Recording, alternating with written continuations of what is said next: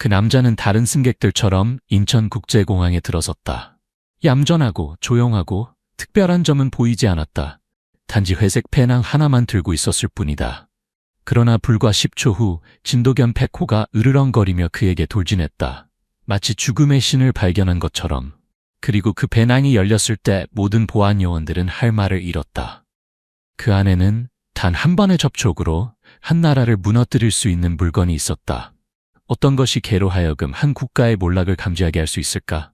한번 추측해보고 아래에 댓글을 남겨보세요. 다음에 일어날 일을 믿지 못할 것입니다.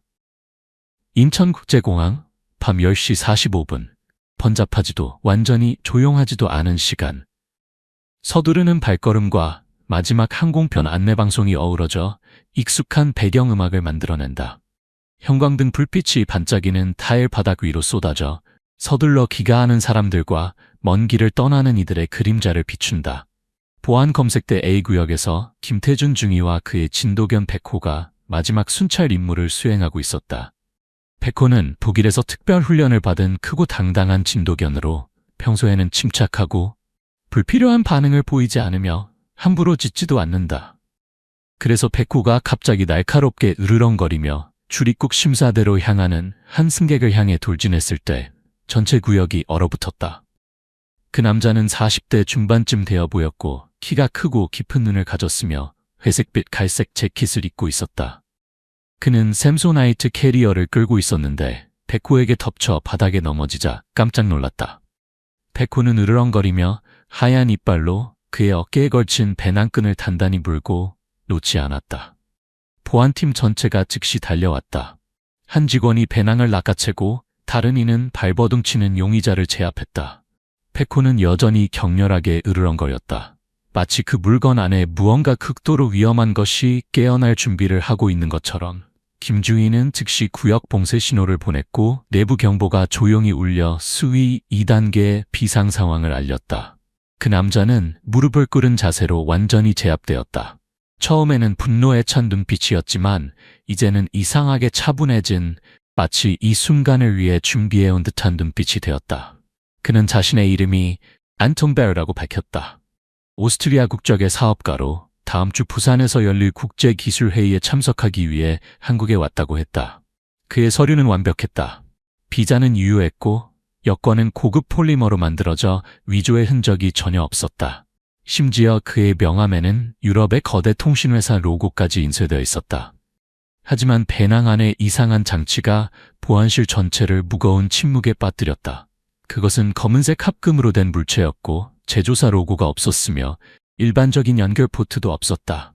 외부 케이스는 전자신호 추적을 방지하기 위한 특수 물질로 덮여 있었다. 스펙트럼 검사 시스템으로 검사했을 때 그 장치는 군사용이나 민간용으로 등록된 어떤 신호 범위에도 속하지 않는 극저주파 진동파를 방출했다. 겉으로 보기에는 고급 에너지 배터리처럼 보였지만 각 연결부가 스위스 정밀기계 작품처럼 완벽하게 맞물려 있을 정도로 정교했다. 신속대응팀은 이것이 미확인 내장형 전자장치 UAD일 수 있다고 긴급 보고했다. 보통 이런 장치는 스파이 작전이나 국가 수준의 사이버 공격에 사용된다. 그날 밤 생체 인식 파일이 국가 데이터 분석센터로 전송되었고 불과 11분 만에 안톤 베르거라는 가면 뒤에 진짜 이름이 드러났다. 알렉산더 클라인. 인터폴 레드리스트에 등재된 이름으로 사이버 전쟁, 선거 조작, 국방 데이터 침입 관련 혐의로 4개국에서 수배 중이었다. 그는 유럽연합 전략기술 프로젝트의 전 수석 엔지니어였다가 프라하 외곽의 조립실험실에서 대형 화재가 발생한 후 실종되었다. 그곳은 서방의 비밀 군사 인공지능 생산 공장이라고 알려져 있었다. 당시 보고서는 그가 사망했다고 밝혔고 시신은 머리카락 샘플로 식별되었다. 그러나 이제 그 남자는 살아있었고 한국 영토에 입국했으며 아무도 그것이 정확히 무엇을 할 수 있는지 모르는 장치를 가지고 있었다. 김중희는 모니터를 통해 클라인을 지켜보았다. 그는 여전히 가슴 앞에서 팔짱을 끼고 움직이지 않았다. 그의 눈빛은 많은 재난을 겪은 사람처럼 공허했다. 하지만 김중희의 직감은 그가 실수로 체포된 사람이 아니라고 말했다. 그는 도망치기 위해 온 것이 아니었다. 그는 명확한 목적을 가지고 왔고 그 장치는 아마도 그들이 상상할 수 있는 것보다 훨씬 더 큰 빙산의 일각에 불과했다. 방 한쪽에서 베코는 여전히 신호 차단 케이지에 넣어준 배낭에서 눈을 떼지 않았다. 걔는 조용히 누워 있었지만 머리를 약간 들고 희미한 노란 불빛 속에서 눈을 빛내고 있었다. 더 이상 짖지는 않았지만 숨결 하나하나가 급박했고 몸은 활시위처럼 팽팽했다. 마치 그 장치 안에 무언가가 깨어나기를 기다리는 것을 여전히 느끼고 있는 것 같았다. 정보가 상부에 보고되었을 때 단 하나의 이름만 언급되었다.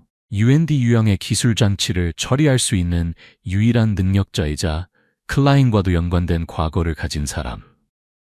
비록 만난 적은 없었지만 박인수 중위는 국제사이버보안연구소 출신의 고위 데이터 분석가로 현재 전략 데이터 분석국에서 근무 중이었다. 그녀는 그날 밤 즉시 소환될 예정이었다. 다른 어떤 밤과도 다른 밤.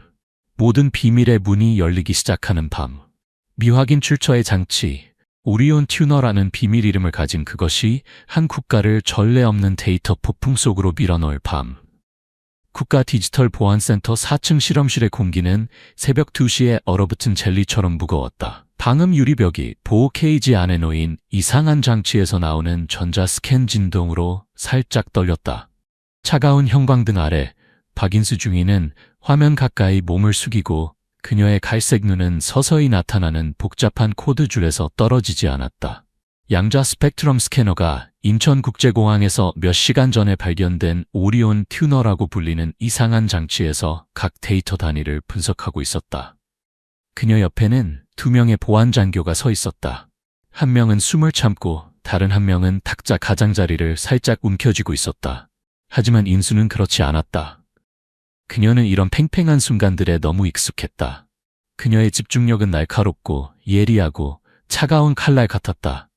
박인수는 일반적인 수사관의 이미지와 달랐다.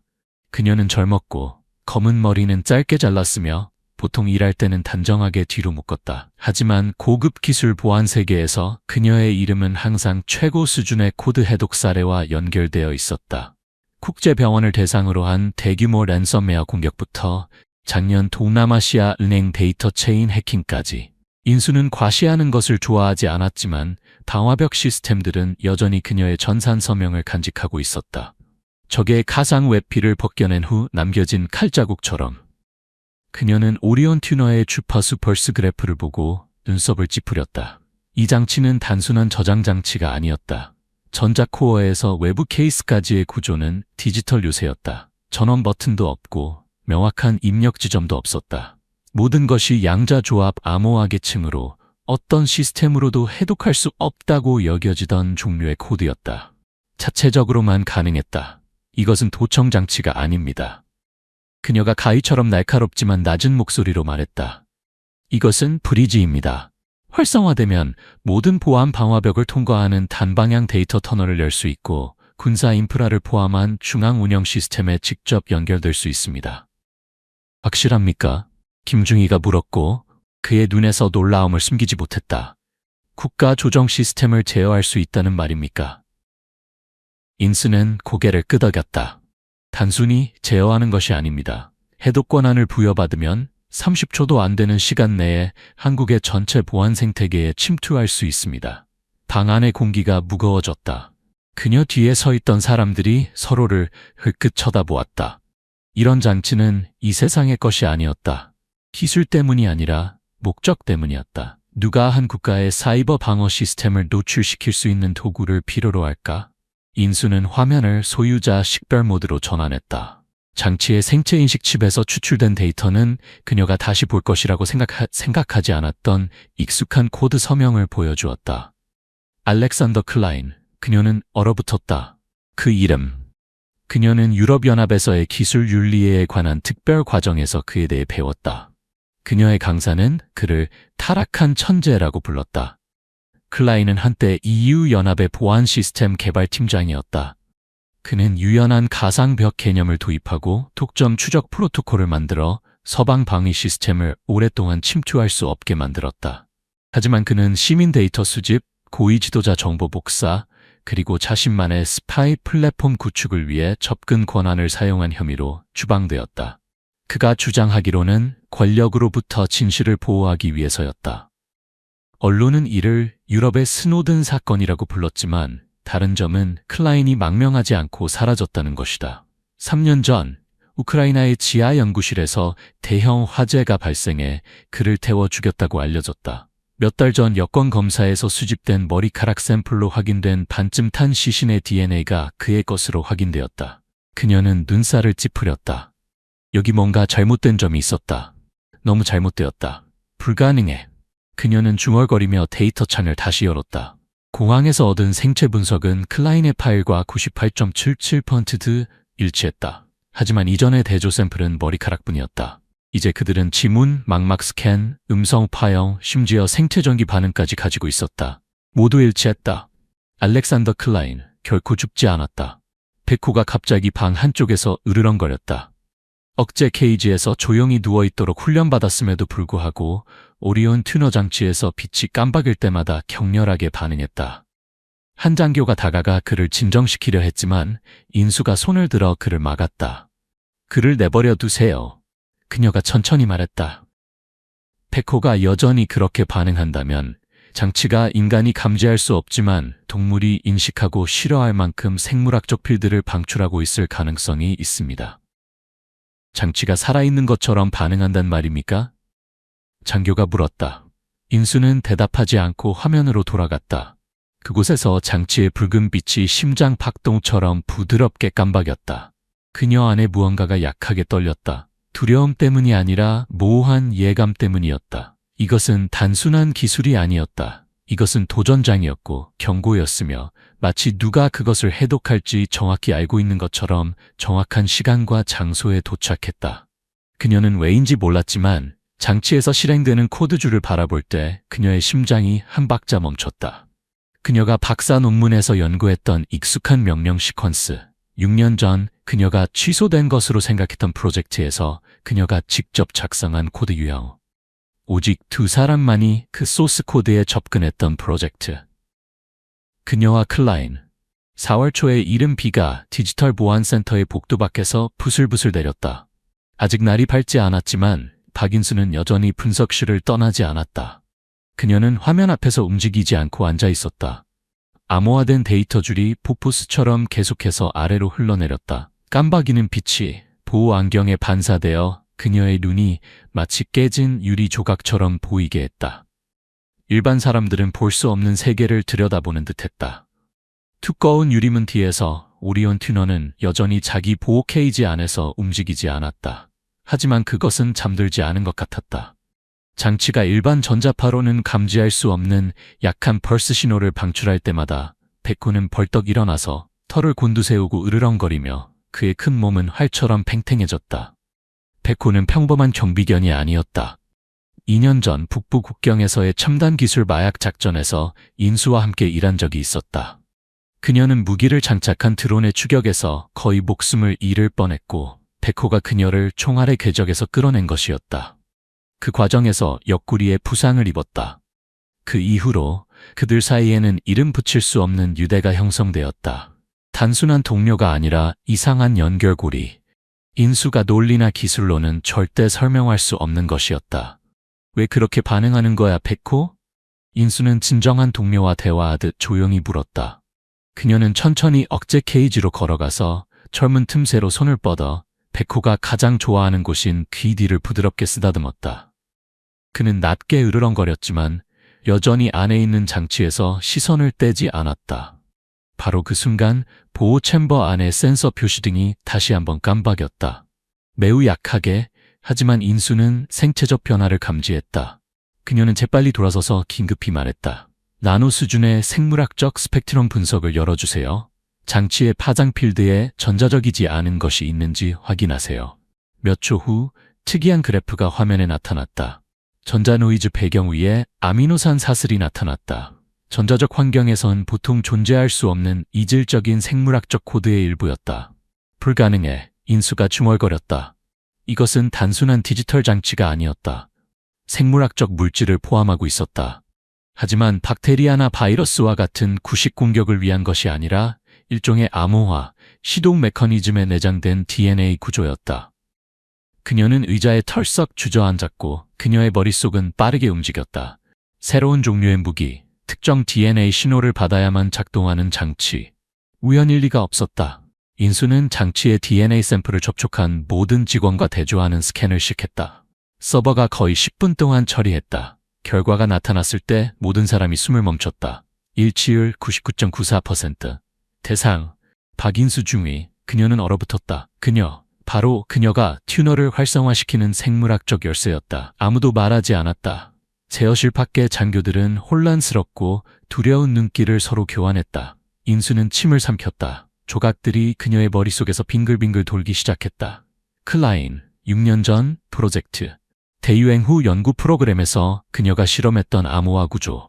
당시에는 첨단 생체 인증 시스템에 불과했다. 그녀와 그녀의 팀은 비밀 데이터에 접근하기 위해 암호나 물리적 토큰 대신 개인 생물학적 코드를 사용하는 프로토콜을 연구했다.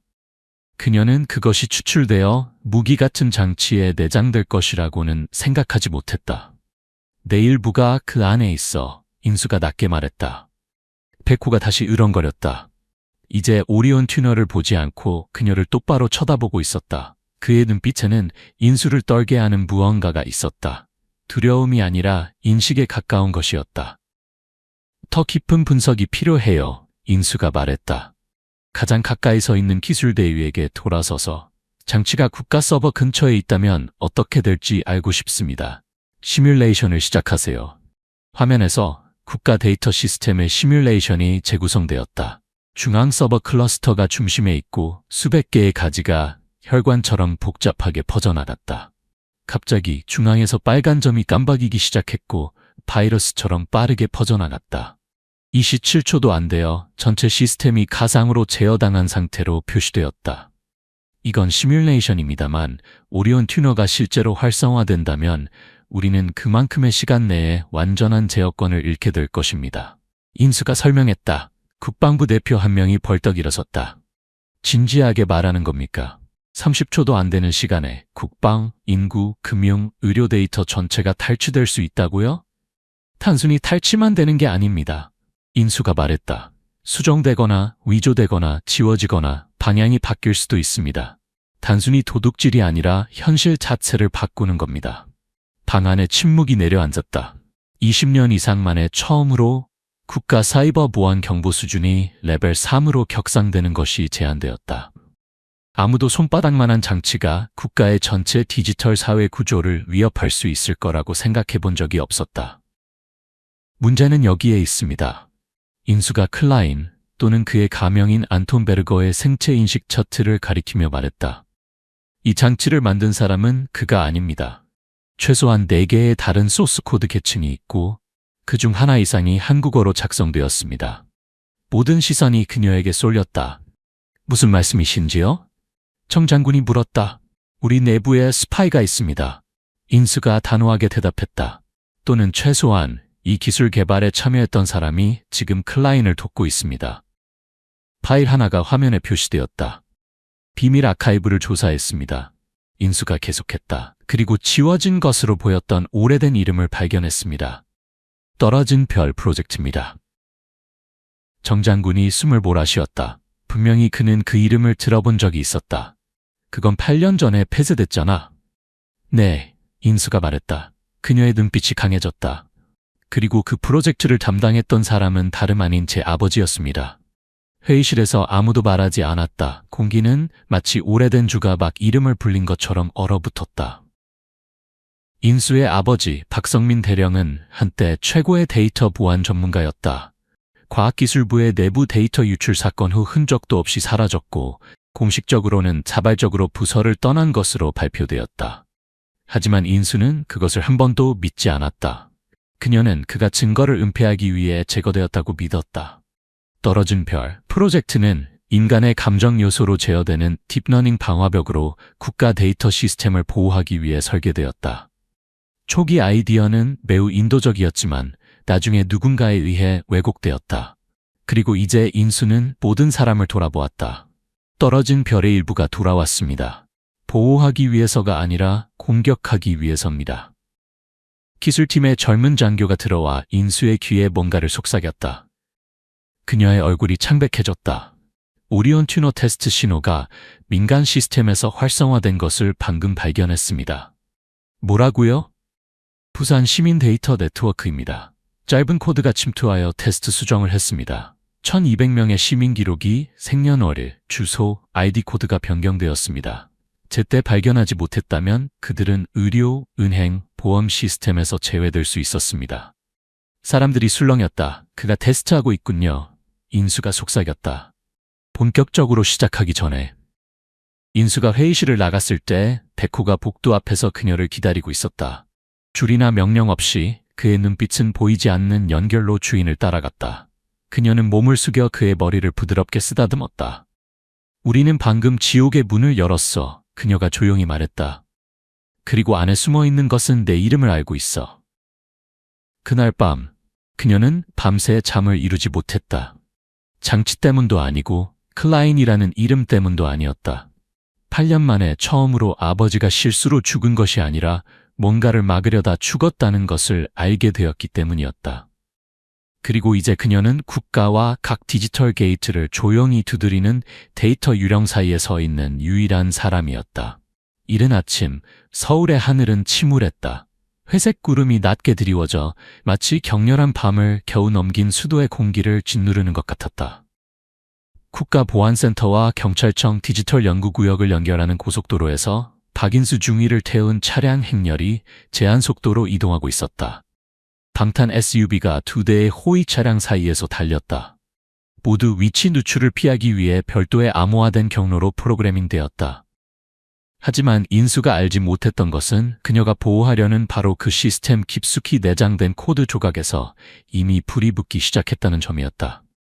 SUV가 반포대교를 부드럽게 건넜다. 갑자기 백호, 그녀 옆 차량 칸에 앉아있던 경비견이 길을 세우고 으르렁거렸다. 늑대의 깊은 DNA에서 프로그래밍된 생존 본능과 같은 반응이었다. 인수는 즉시 전자권총을 꺼내들고 방탄유리를 통해 주변을 살펴보았다. 차를 세워. 그녀가 통신기에 외쳤다. 하지만 이미 너무 늦었다. 위에서 아무 소리도 없이 음속에 가까운 속도의 새로운 유형의 무인 비행 물체가 선두 차량 앞에 도로 구간으로 곧장 돌진했다. 어마어마한 폭발음이 울려 퍼졌다. 도로 표면이 갈라졌다. 마치 누군가가 콘크리트 층을 깊이 베어버린 것처럼 연기와 먼지가 자욱하게 피어올랐다. 차 경적 소리가 요란하게 울렸다. 인수는 문이 열리자마자 차에서 뛰어내려 백호를 끌고 즉시 도로 가장자리로 몸을 굴렸다. 뒤에서 불꽃이 맹렬하게 타오르고 호위 차량이 반대편 차선으로 튕겨나갔다. 그녀의 운전사는 여전히 멍했고 이마에서 피가 흘러내렸다. 직접 공격하는 사람은 없었다. 모든 것이 프로그래밍되어 있었다. 하지만 분명한 것은 이것이 더 이상 수사가 아니라 전쟁이라는 점이었다. 디지털 기술 분석센터에서 공격 후 몇 시간이 지나 인수는 화면 앞에 서 있었다. 머리는 흐트러지고 코트에는 그을음 자국이 남아 있었다. 그녀의 눈은 도로변 보안 카메라에서 추출한 영상 클립에서 떠나지 않았다. 공격 드론은 한국이 데이터를 수집한 어떤 기관의 것과도 다른 이상한 구조를 가지고 있었다. FRIS 프로토콜 로고가 있는 작은 스탬프, 동유럽에서 선거 간섭 혐의를 받았지만 아무것도 증명되지 않은 반체제 조직이었다. 클라인은 혼자 행동하는 게 아니야. 인수가 중얼거렸다. 그는 얼굴을 감추고 있는 더 큰 괴물의 손에 불과해. 드론 마이크로칩에서 복구된 데이터에서 기술팀은 암호화된 메시지를 성공적으로 추출했다. 내용은 이상했다. 실내에서 불을 타오르게 하라. 데이터를 훔칠 필요는 없다. 그들이 데이터를 더 이상 신뢰하지 않게 만들기만 하면 된다. 인수는 주먹을 꽉 쥐었다. 이것은 단순한 사이버 공격이 아니었다. 목표는 신뢰였다. 그리고 전쟁보다 더 빨리 한 국가를 무너뜨릴 수 있는 것이 있다면 그것은 바로 자신의 시스템에 대한 신뢰의 상실이었다. 공격 후 24시간 이내에 소셜미디어 플랫폼에서 이상한 정보들이 나타나기 시작했다. 어두운 비밀, 정부가 시민 데이터를 외국에 판매하다라는 제목의 유튜브에 게시된 영상. 페이스북에서 기록적인 속도로 퍼진 시민 데이터 시스템이 지워진 화면을 보여주는 이미지. 정부 콜센터로 시민들의 전화가 쇄도했다. 은행 계좌에서 돈을 인출할 수 없다고 걱정하는 사람들. 시스템에 존재하지 않는다는 이유로 대출 신청이 거부된 사람들. 심지어 부산의 한 병원에선 환자 기록의 이름이 바뀌어 환자에게 잘못된 혈액형이 수혈될 뻔했다고 보고했다. 트위터에서는 한국 시스템 무결성이라는 해시태그가 불과 3시간 만에 전 세계 1위를 차지했다. 인수는 사무실에 조용히 앉아 텅 빈 눈으로 각각의 업데이트 뉴스를 지켜보았다.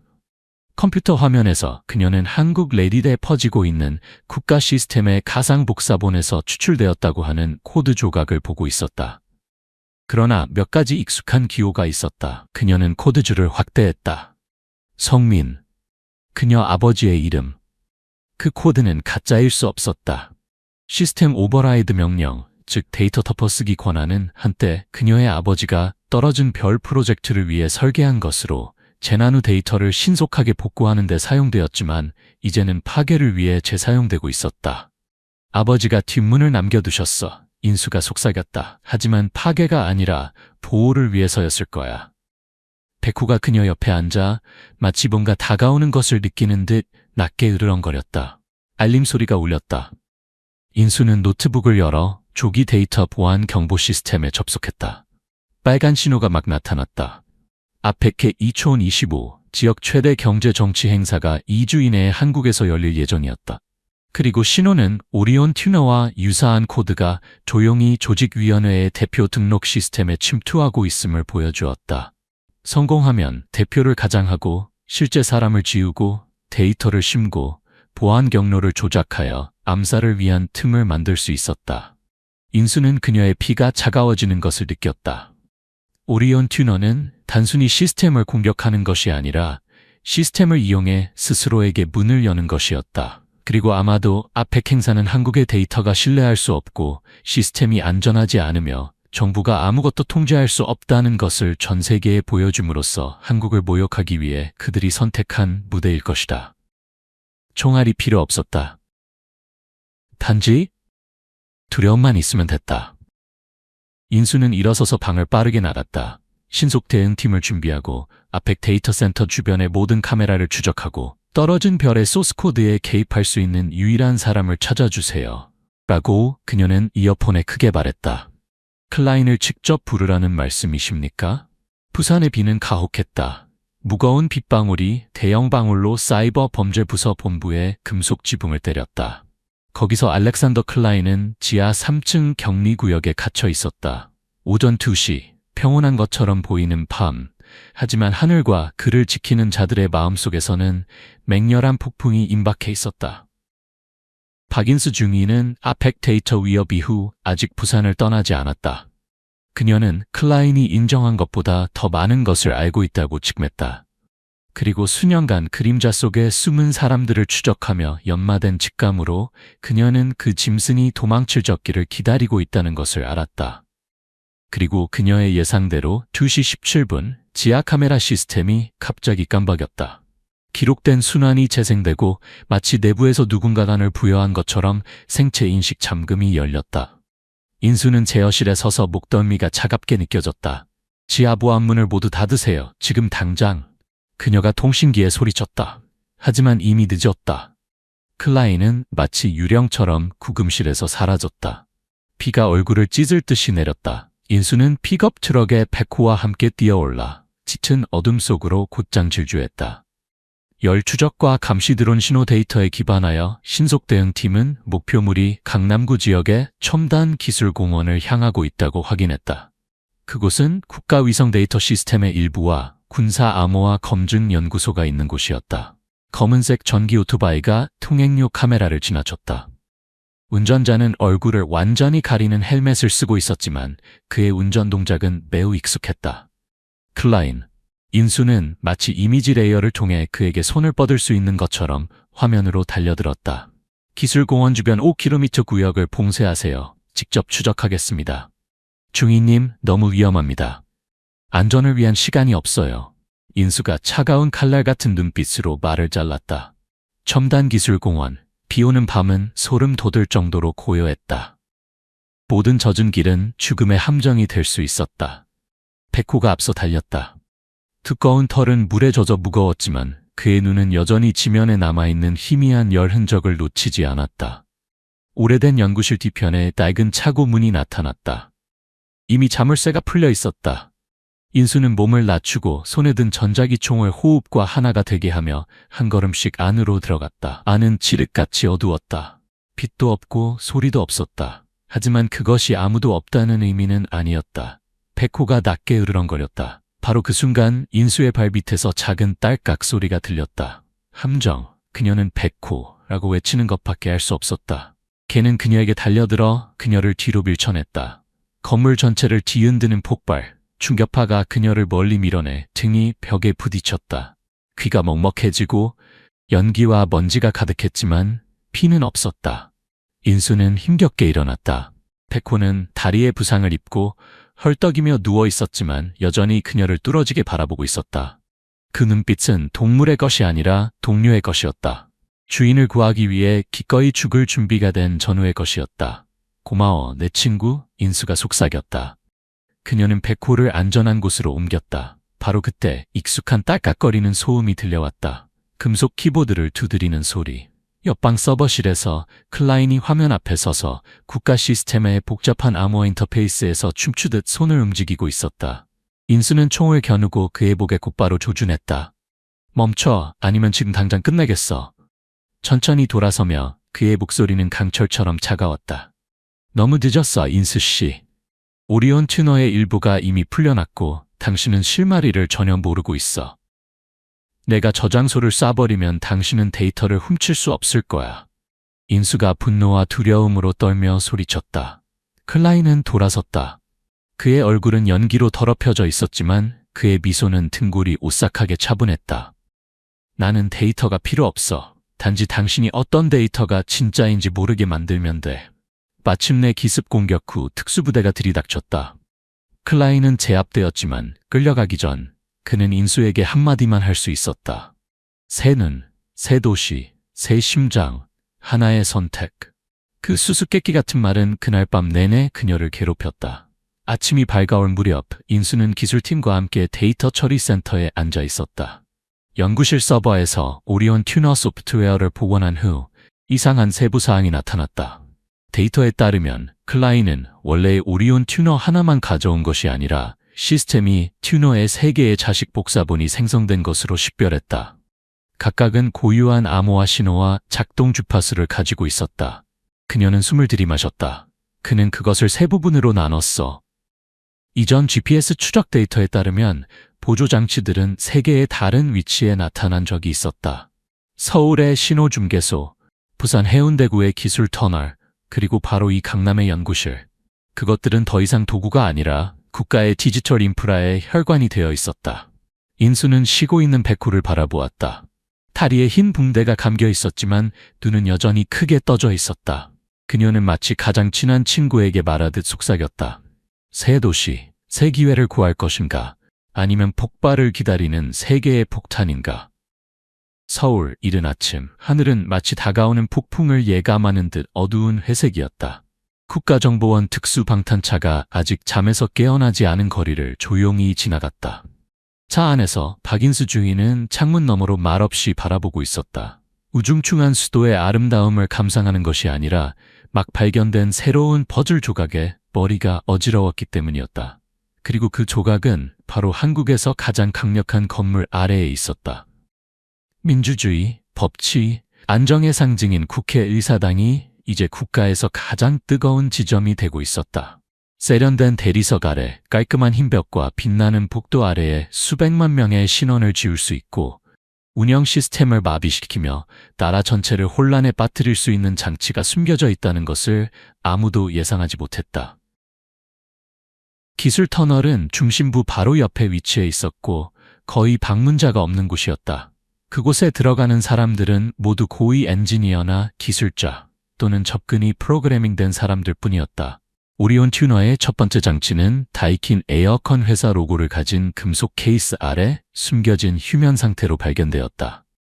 이 발견은 정기 점검에서 나온 것이 아니라 에너지 조정 시스템에 올라온 비정상적인 온도 오류에서 비롯되었다. 인수가 그 경고 신호를 처음 본 사람이었고 그녀는 그것을 놓치지 않았다. 기술팀이 기계 외부를 뜯었을 때 그들은 자신의 눈을 믿을 수 없었다. 검은색 합금의 정사각형 물체, 연결 포트가 전혀 없는 그것이 바로 오리온 튜너의 중앙 모듈이었다. 깜박이는 형광등 아래에서 그것은 마치 활성화되기를 조용히 기다리는 기계적 종양처럼 보였다. 그리고 갑자기 제어실의 모니터가 켜졌다. 아무도 건드리지 않았고 아무도 명령하지 않았다. 이미지가 천천히 나타났다. 마치 괴물이 방금 눈을 뜬 것처럼. 검은 배경 위에 클라인의 얼굴이 나타났다. 그는 더 이상 평소처럼 냉담하고 무감각해 보이지 않았다. 대신 그의 얼굴에는 아기에 찬 반쪽 미소가 있었다. 그는 마치 누가 화면 앞에 서 있는지 정확히 알고 있는 것처럼 카메라를 똑바로 쳐다보았다. 안녕 인수, 이제 네가 선택해야 할 시간이야. 협력하거나 아니면 네 나라가 혼란에 빠지는 걸 지켜보거나. 그 목소리는 신뢰를 천천히 베어내는 칼날 같았다. 불과 17분 후 국가 비상 상황에서만 사용되는 C구역 지하 벙커에서 최고 수준의 긴급회의가 소집되었다. 국방부 장관, 국가정보원장, 국가사이버보안위원회 위원장, 그리고 특히 나라의 가장 기밀 정보를 보호하는 그림자 조직을 대표하는 단지 불세라는 암호명으로만 불리는 신원 미상의 인물이 있었다. 인수는 목격자이자 사건의 주요 기술 전문가로 소환되었다. 박인수 중위, 다시 한번 확인합니다. 위원장이 엄격한 목소리로 물었다. 국회의사당 아래에서 발견된 장치가 오리온 튜너와 직접적인 연관이 있습니까? 단순한 연관이 아닙니다, 위원장님. 인수가 대답했다.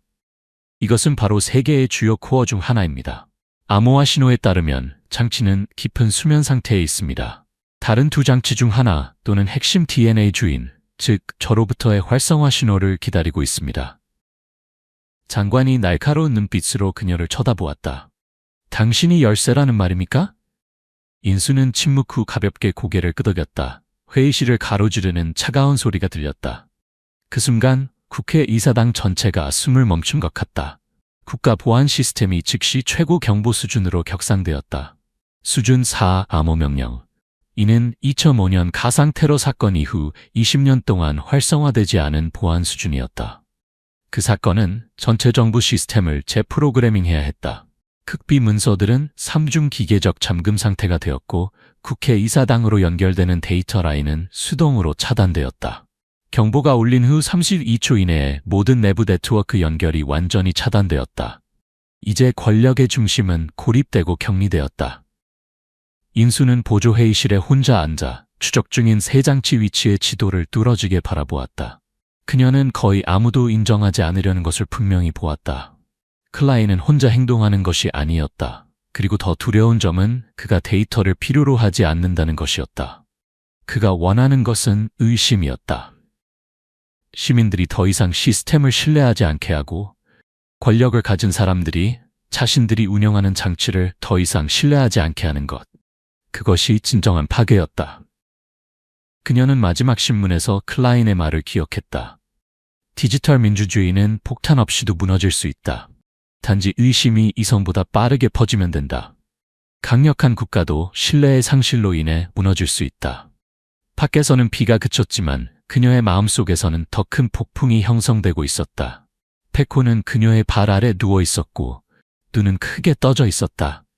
마치 그도 지금 가장 위험한 곳이 국경 숲이나 동해가 아니라 국회의사당의 대리석 바닥 아래 잠들어 있는 차가운 코드 조각들이라는 것을 이해하는 것 같았다.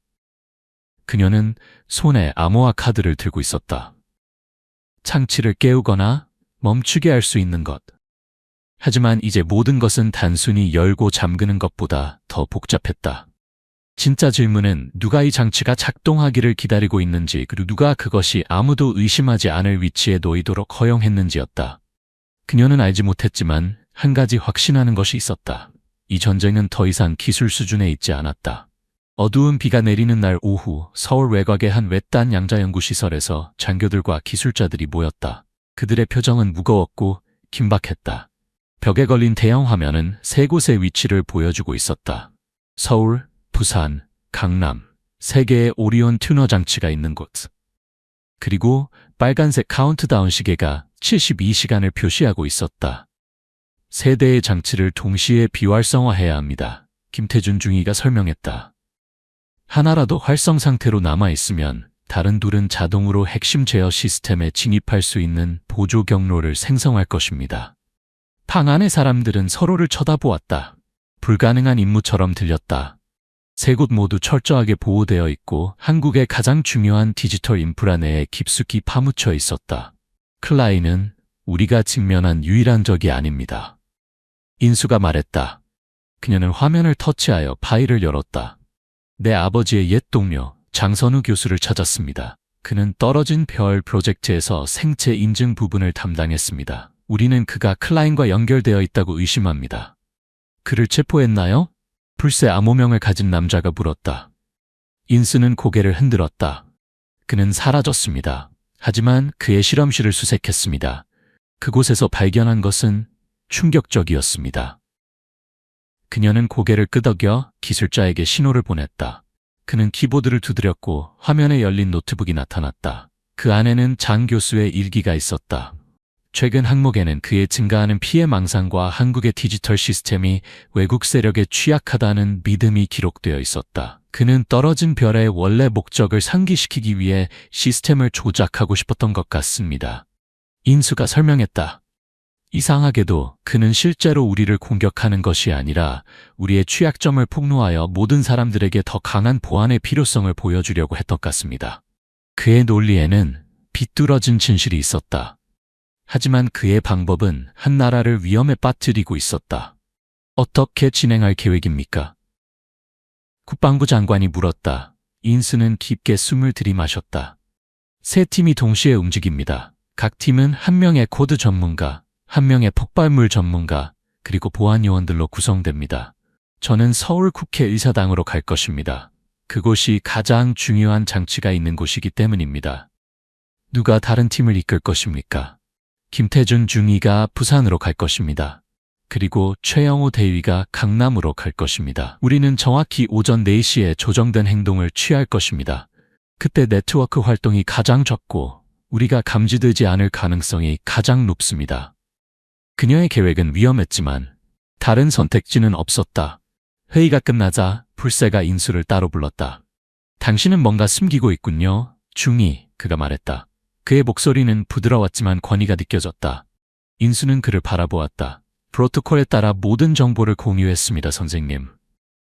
하지만 당신이 왜 그토록 서울 장치에 집착하는지는 말하지 않았소. 이유가 있겠지. 그녀는 침묵했다. 불새는 부드럽게 미소 지었다. 당신 아버지가 마지막으로 본 것이 그것이었습니까? 그가 중단하려고 했던 것이? 인수는 놀랐다. 어떻게 아셨죠? 나는 당신 아버지와 함께 일했어. 훌륭한 사람이었지. 하지만 때로는 너무 순수했어. 어쨌든 당신이 성공하길 바라오. 우리 모두를 위해서. 그는 자리를 떠났고 인수는 혼자 남았다. 그의 말은 그녀의 마음에 의문을 심었다. 불새가 단순한 보안 관료 이상이었을까? 그는 얼마나 많이 알고 있는 것일까? 밤이 깊어갔다. 인수는 특수작전 장비를 입고 무거운 방탄복을 착용했다. 서울 국회의사당 아래의 터널에 진입하려면 적어도 3개의 보안 검문소를 통과해야 했다. 그녀의 아이디는 그들을 통과시킬 것이었지만 장치에 도달해도 그것을 비활성화할 수 있을지는 또 다른 문제였다. 백호도 준비되었다. 부상에도 불구하고 그는 그녀 옆에 서 있을 것을 고집했다. 그녀는 한숨을 쉬고 그의 머리를 쓰다듬었다. 한 번 더, 친구야. 그리고 이번이 마지막일지도 모르지. 정확히 오전 3시 15분, 인수와 그녀의 팀은 국회의사당 주변을 순찰하는 경비원들에게 발각되지 않고 지하 입구에 도착했다. 그들은 특별 통행증을 이용해 첫 번째 보안문을 열었다. 조용하고 빠르게 그들은 지하 레벨 B3으로 내려갔다. 복도는 차갑고 어두웠다. 비상 조명만이 약간의 빛을 제공했다. 인수는 열 감지 고글을 착용하고 주변을 살폈다. 아직 깨끗했다. 백호는 그녀 앞에서 조용히 걸었다. 한때 부상을 입었던 그의 움직임에서 아무런 흔적도 보이지 않았다. 임무에 집중할 때 그는 항상 그랬다. 벅의 포지션은? 인수가 무선 통신기로 속삭였다. 부산팀 위치 확보, 장치 안으로 10분, 김태준의 목소리가 들려왔다. 강남팀, 약간의 저항이 있지만 진행 중, 15분 필요. 최영호가 대답했다. 인수는 벽에 내장된 생체인식 스캐너에 손을 갖다 대고 망막 스캔을 받았다. 문이 미끄러지듯 열렸다. 중앙 서버실에 진입 중. 모든 계획대로 진행. 메인 서버실은 그녀가 예상했던 것보다 훨씬 넓었다.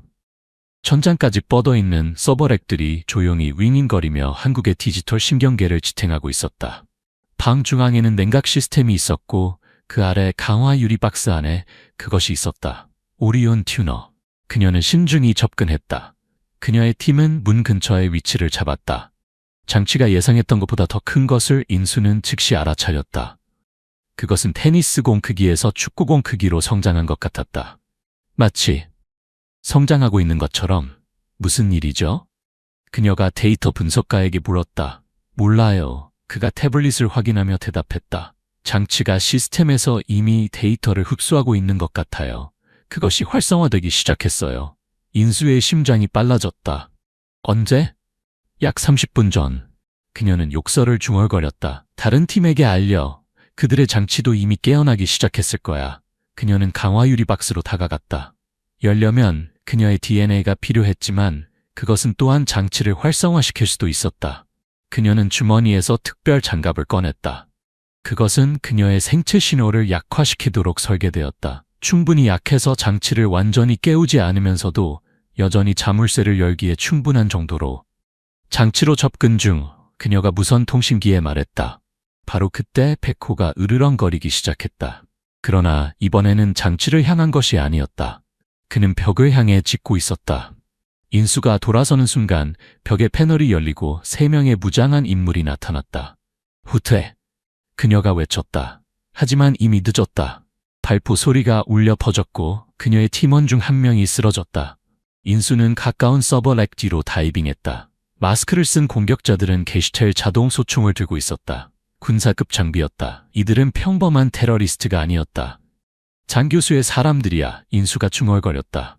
소음과 혼란 속에서 그녀는 오리온 튜너가 더욱 밝게 빛나기 시작하는 것을 보았다. 그것은 이제 깨어나고 있었다. 완전히. 백호, 가! 그녀가 명령했다. 백호는 발사된 화살처럼 방을 가로질러 달려갔다. 공격자들이 그에게 사격했지만 그는 너무 빨랐다. 그는 첫 번째 공격자에게 도달하여 그를 바닥에 쓰러뜨렸다. 다른 공격자는 백호를 향해 겨누었지만 인수의 정확한 사격으로 그의 총이 손에서 날아갔다. 인수는 열린 기회를 이용해 유리 상자를 향해 달려갔다. 그녀는 특수장갑을 낀 손을 판독기에 대고 다른 손으로는 해독장치를 꺼냈다. 뒤에선 전투가 계속되고 있었다. 백호는 두 번째 공격자와 싸우고 있었고 인수의 남은 팀원들은 세 번째 공격자와 교전 중이었다. 유리문이 열렸다. 인수는 재빨리 오리온 튜너에 접근했다. 이제 그것은 맥박치는 것처럼 보였고 표면은 뜨거웠다. 그녀는 해독 장치를 삽입했다. 화면에 진행 표시줄이 나타났다. 63%, 64%. 너무 늦었어. 박중희 목소리가 들렸다. 그녀는 고개를 들어 장선우 교수가 서 있는 것을 보았다. 그는 피투성이었고 총을 들고 있었다. 왜요? 인수가 물었다. 왜 이런 짓을 하시는 거죠? 너의 아버지가 이해했듯이 넌 이해하지 못하는구나. 그가 말했다. 이 시스템은 처음부터 잘못되었어. 정보부터 복지 혜택까지 모든 것을 통제하는 중앙화된 데이터베이스. 그것은 너무 위험해. 그래서 그것을 폭파시키기로 했어요? 폭파가 아니라 재설정이야. 그가 대답했다. 모든 사람들이 얼마나 취약한지 보게 하고 우리가 더 나은 시스템을 구축하도록 강요하는 거지. 분산된, 더 안전한 내 아버지가 처음에 설계했던 것처럼.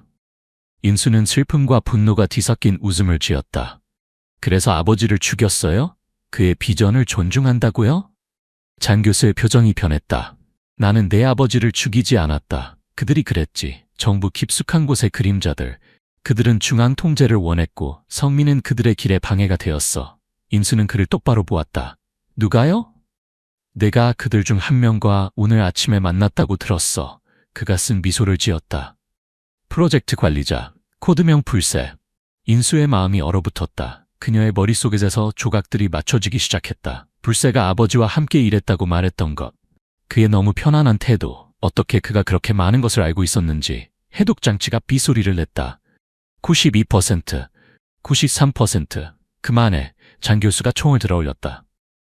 저것을 중단시키면 모든 것이 헛될 거야. 이건 당신이 생각하는 방법이 아니에요. 인수가 말했다. 이렇게 하면 수백만 명의 사람들이 다칠 거예요. 의료 기록이 사라지고 은행 계좌가 지워지고 신원이 도난당할 거예요. 때로는 큰 변화를 위해 희생이 필요해. 인수는 그를 믿게 하려고 했다. 해독장치가 계속 진행되는 동안 그를 계속 말하게 했다. 98%, 99%. 갑자기 백호가 으르렁거리며 잔 교수를 향해 달려갔다. 교수가 반사적으로 총을 발사했다. 소리가 방 안에 울려 퍼졌다. 백호가 바닥에 쓰러졌다. 백호! 인수가 절규했다. 그 순간의 분산을 이용해 장 교수가 그녀를 향해 총을 돌렸다. 하지만 그가 방아쇠를 당기기 전에 해독장치가 마침내 100%에 도달했다. 오리온 튜너가 진동하기 시작했다. 빛이 깜박이고 소리가 삐약거렸다. 장 교수의 눈이 공포로 커졌다. 안 돼. 그가 외쳤다. 그러나 이미 늦었다. 장치가 명령 출력을 보내고 있었지만 그것은 원래 프로그램된 것과는 달랐다. 인수의 해독 코드는 장치의 명령을 완전히 뒤집은 것이었다. 데이터 시스템을 파괴하는 대신 그것은 이제 시스템을 보호하기 위한 새로운 방화벽과 보안 프로토콜을 설치하고 있었다. 인수는 빨리 백호에게 달려갔다. 그녀의 충성스러운 친구가 바닥에 누워 있었다. 눈은 여전히 열려 있었지만 호흡이 얕고 빨랐다. 괜찮아, 친구야. 그녀가 속삭였다. 눈물이 그녀의 뺨을 타고 흘렀다. 우리가 해냈어. 우리가 해냈다고. 백호의 꼬리가 약하게 흔들렸다. 그의 눈에는 여전히 충성심과 사랑이 담겨 있었다. 인수는 무전기를 집어들었다. 중앙장치 해제 완료. 다른 팀 상황은? 부산팀 완료. 김태준의 목소리가 들려왔다. 장치가 중화되었습니다. 강남팀도 완료. 최영호가 응답했다. 우리 쪽도 성공했습니다. 인수는 안도의 한숨을 내쉬었다. 그들이 해냈다. 세 개의 장치 모두 중화됐다. 한국의 디지털 신경계는 안전했다. 그녀는 장 교수를 돌아보았다. 그는 벽에 기대어 앉아 있었다. 총은 그의 손에서 떨어져 있었고 그의 눈에는 패배감이 가득했다. 모든 것이 헛되었군. 그가 중얼거렸다. 그들은 계속해서 우리를 통제할 거야. 아니요, 인수가 말했다. 백호를 부드럽게 안아들며. 우리는 더 나은 시스템을 만들 거예요. 하지만 당신의 방식이 아니라 제 아버지가 원래 꿈꾸었던 방식으로. 사람들을 보호하면서 그들을 무너뜨리지 않는 방식으로. 일주일 후 서울은 활기찬 도시 생활로 돌아왔다. 거리에는 사람들이 분주하게 오가고 뉴스는 사이버 위기가 사이버 보안팀의 노력으로 성공적으로 차단되었다고 보도했다. 그러나 어둠 속에서 어떤 사람들이 명령이 아니라 진실을 위해 일어서기로 선택했는지 돌아오지 않기로 선택했는지 아는 사람은 아무도 없었다.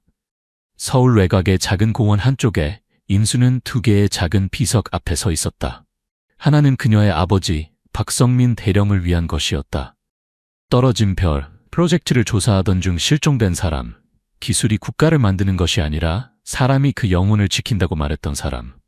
두 번째 비석은 새로 세워진 것이었다. 간단한 글이 적혀 있었다.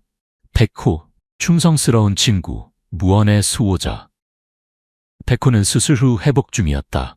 의사들은 그가 다시는 현장에서 일할 수 없을 것이라고 말했지만 그는 이제 인수의 집에서 편안한 은퇴 생활을 누리고 있었다. 인수는 두 비석 사이에 앉아 깊은 연결을 느꼈다. 아버지, 친구, 그리고 그녀 자신. 데이터 전쟁의 혼란스러운 지도에서 세 개의 밝은 점들. 그녀의 코트 주머니에는 무력화된 오리온 튜너의 소스코드 복사본이 있었다.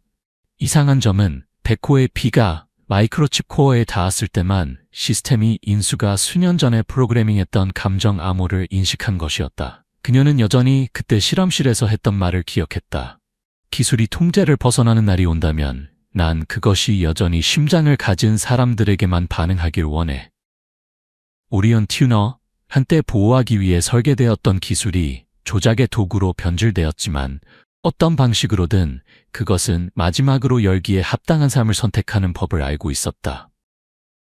그날 오후 늦게 인수는 사이버 보안국의 사무실로 돌아왔다. 사람들은 존경의 눈빛으로 그녀를 맞이했지만 그녀는 그저 조용히 고개를 끄덕였다. 그녀의 책상 위에는 보낸 사람 이름 없는 손으로 쓴 편지 한 통이 있었다. 안에는 종이 한 장과 검은 잉크로 쓰인 한 줄만 있었다. 우리는 돌아올 것이다. 데이터는 여전히 가치 있는 마지막 재산이다. 그녀는 망설임 없이 편지를 불태웠다. 세상에는 언제나 더 많은 장 교수들이 있을 것이다. 통제가 해결책이라고 믿는 사람들. 하지만 그녀처럼 이해하는 것을 소유하는 대신 보호하는 것을 선택하는 사람들도 항상 있을 것이다. 밤이 내려앉고 도시는 불빛으로 반짝였다. 사무실 옥상에서 인수는 혼자 서서 별이 가득한 검은 하늘을 올려다보았다. 그녀는 눈을 감고 가슴에 손을 얹었다. 그곳에는 여전히 생명의 고동이 있었다. 알고리즘의 것이 아니라 공감의, 기억의, 인간성의 고동. 바람 속에서 짖는 소리가 울렸다. 아무도 보지 못했지만 그 순간 그녀는 백호가 여전히 그곳에 있다고, 항상 그랬던 것처럼 그녀의 뒤에 있다고 믿었다. 마치 불에서 다시 태어난 불사조처럼 밝은 유성이 하늘을 가로질러 떨어졌다. 인수는 미소 지었다. 승리 때문이 아니라 마음속에 불을 지키기만 하면 빛이 여전히 존재한다는 것을 알았기 때문이었다. 서울 강남의 첨단 건물 옥상에서 한 남자가 서울의 밤 풍경을 내려다보고 있었다. 그의 손에는 작은 장치가 있었다. 오리온 튜너와 비슷하지만 더 작고 더 정교한. 그들이 해냈군요. 그의 옆에 서 있던 여자가 말했다. 그들은 당신의 트랩을 무력화했어요. 남자는 미소 지었다. 그는 코드명 불새로 알려진 사람이었다. 박인수가 그럴 거라고 생각했어. 그녀의 아버지처럼 똑똑하지. 그럼 이제 어떻게 하죠? 여자가 물었다. 불새는 장치를 주머니에 넣었다. 계획대로 진행해. 이것은 단지 테스트였어. 진짜 게임은 이제 시작이야. 그는 서울의 불빛들을 마지막으로 한번 바라보았다. 그의 눈에는 차가운 결의가 있었다. 디지털 세계의 체스 게임에서 그는 항상 몇 수 앞을 내다보고 있었다. 그리고 인수와 그녀의 팀은 뛰어난 승리에도 불구하고 아직 첫 번째 게임을 끝낸 것에 불과했다. 하지만 그는 한 가지를 과소평가했다. 백호의 피가 장치의 코어와 합쳐졌을 때 무슨 일이 일어났는지 그는 알지 못했지만 그 순간 새로운 종류의 디지털 생명체가 태어났다. 인간의 충성심과 기계의 정밀함을 가진 존재. 그리고 그것은 조용히 네트워크를 통해 확산되고 있었다. 보이지 않게, 들리지 않게, 하지만 결코 멈추지 않고 진정한 떨어진 별이 마침내 귀환한 것이다.